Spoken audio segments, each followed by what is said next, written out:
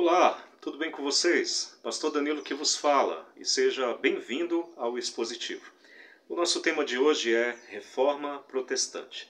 No dia 31 de outubro do ano de 1517, Martinho Lutero, até então monge da Igreja Católica, ele pregou na porta da capela de Wittenberg aquilo que ficou conhecido como as 95 Teses, que não era nada mais do que uma declaração de fé, onde ele repudiava as heresias e abusos da Igreja Católica, mas também esclarecia algumas verdades acerca de Cristo e também a doutrina da salvação. A sua tentativa, assim como dos demais reformadores, era levar a Igreja novamente aos padrões do Novo Testamento, conduzindo a Igreja à sua pureza original, uma vez que ao longo dos séculos a Igreja foi duramente corrompida através de práticas heréticas e doutrinas mundanas implantadas por falsos mestres.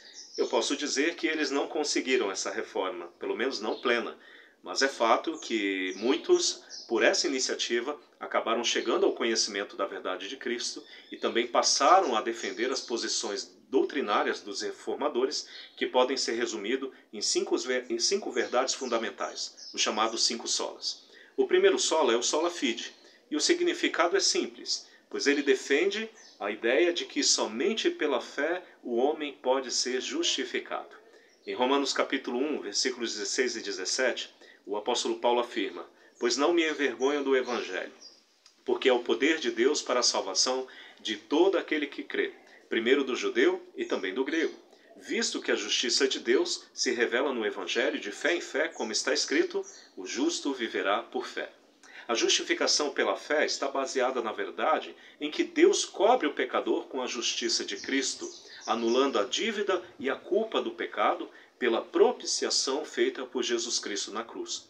Pois ao levar sobre si os nossos pecados, Jesus pagou o preço, de maneira que Deus pode nos declarar justos por meio da fé em Jesus.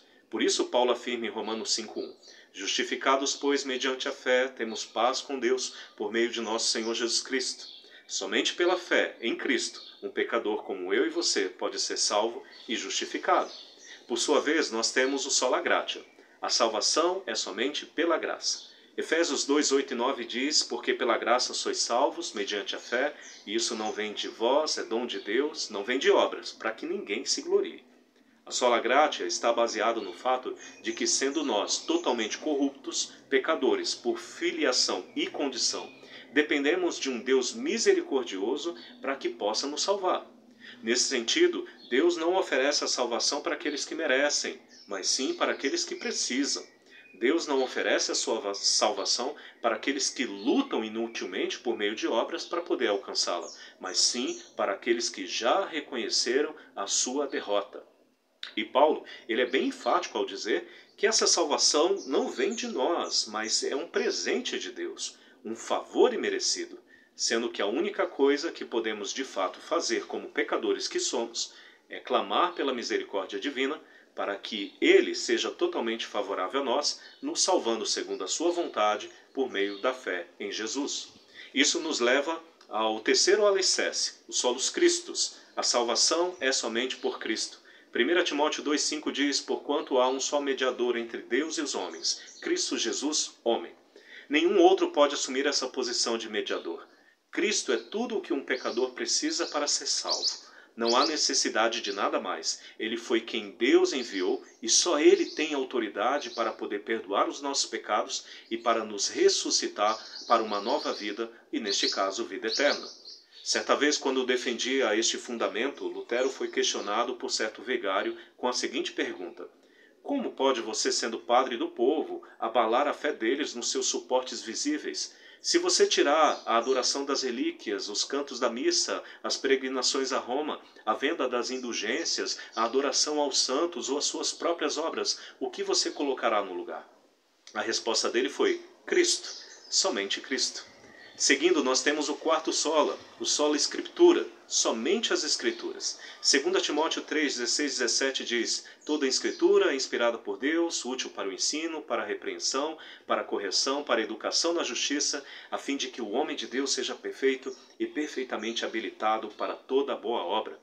A Bíblia é a pura e perfeita palavra de Deus. Por meio dela nós somos guiados. Ela não tem erros e é divinamente inspirada. Ela é a perfeita e infalível revelação de Deus aos homens. o que faz dela a autoridade final que o crente deve crer e ao mesmo tempo praticar. Ela está acima de qualquer tradição. Ela é a nossa única regra de fé e prática. Somente as Escrituras nós iremos seguir. E por fim nós temos o último sola, o soli deu glória. A Deus seja dada toda a glória. 1 Coríntios 10:31 diz: porquanto quer comais, quer bebais ou façais outra coisa qualquer, fazei tudo para a glória de Deus. A glória de Deus é o alvo do crente. A nossa salvação, assim como o nosso proceder de vida, deve ter como alvo a glória de Deus. Nesse sentido, resumo as palavras do salmista em Salmo 115, versículo 1. Não a nós, Senhor, mas ao teu nome seja dado toda a glória, por amor da tua misericórdia e da tua fidelidade. Concluindo, eu penso que devemos continuar sustentando esses alicerces que os nossos irmãos no passado sustentaram mesmo a custo de suas vidas.